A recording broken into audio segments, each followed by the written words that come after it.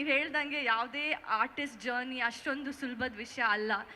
10 years ಇಂಡಸ್ಟ್ರಿಯಲ್ಲಿ ಉಳ್ಕೋಬೇಕಂದ್ರೆ ಅದಕ್ಕೆ ನಮ್ಮ ಹಾರ್ಡ್ ವರ್ಕ್ ಡೆಫಿನೆಟ್ ಆಗಿದೆ. ಬಟ್ ಅದರ ಜೊತೆಗೆ ಐ ಥಿಂಕ್ ನಮಗೆ ಕೆಲಸ ಕೊಡುವಂಥ ಪ್ರೊಡ್ಯೂಸರ್ಸ್ ಆಗಿರಲಿ, ಡೈರೆಕ್ಟರ್ಸ್ ಆಗಿರಲಿ, ಅವರನ್ನು ನಾವು ಯಾವತ್ತೂ ಮರಿಬಾರ್ದು. ಸೊ ಈ ಸ್ಟೇಜಲ್ಲಿ ನನಗೆ ಫಸ್ಟ್ ನಾನು ರೂಪೇಶ್ ಅವ್ರ ಬಗ್ಗೆ ಹೇಳ್ಕೊಳ್ಳೋದಕ್ಕೆ ಇಷ್ಟಪಡ್ತೀನಿ. ಯಾಕೆಂದರೆ ತುಳು ಸಿನಿಮಾ ಮಾಡಬೇಕು ಅಂತ ಇದ್ದಿದ್ದು ನನ್ನ ಅಪ್ಪನ ಕನಸು. ಅವರು ಇಲ್ಲ ನನ್ನ ಜೊತೆ, ಬಟ್ ನಾನು ಬಿಗಿನಿಂಗ್ ಆಫ್ ದ ಇವೆಂಟಿಂದ ಹೇಳ್ಕೊಂಡು ಬರ್ತಿದ್ದೀನಿ, ಈ ಸಿನಿಮಾನ ನನ್ನ ಅಪ್ಪಗೆ ಡೆಡಿಕೇಟ್ ಅಂತ ಮಾಡ್ತಾ ಇರೋದು ಅಂತ.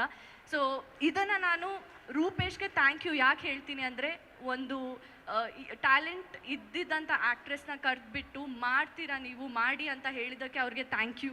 ಆ್ಯಂಡ್ ಅವರ ಎಫರ್ಟ್ಸ್, ಅವರ ಡೆಡಿಕೇಶನ್ ಈ ಸಿನಿಮಾಗೋಸ್ಕರ ಐ ಥಿಂಕ್ ಪ್ರತಿಯೊಬ್ಬ ಆರ್ಟಿಸ್ಟ್ಗೂ ಆ ಒಂದು ಕ್ಯಾರೆಕ್ಟರ್, ಒಂದು ಟ್ಯಾಲೆಂಟ್ ಇರಬೇಕು ಅನ್ಸುತ್ತೆ, ಆ ಪ್ಯಾಷನ್ ಇರಬೇಕು ಅಂತ ನನಗೆ ಅನಿಸುತ್ತೆ. ಬಿಕಾಸ್ ಎಲ್ಲದನ್ನ ಸಿಂಗಲ್ ಹ್ಯಾಂಡೆಡ್ ಆಗಿ ಅವ್ರು ಮಾಡ್ತಾರೆ.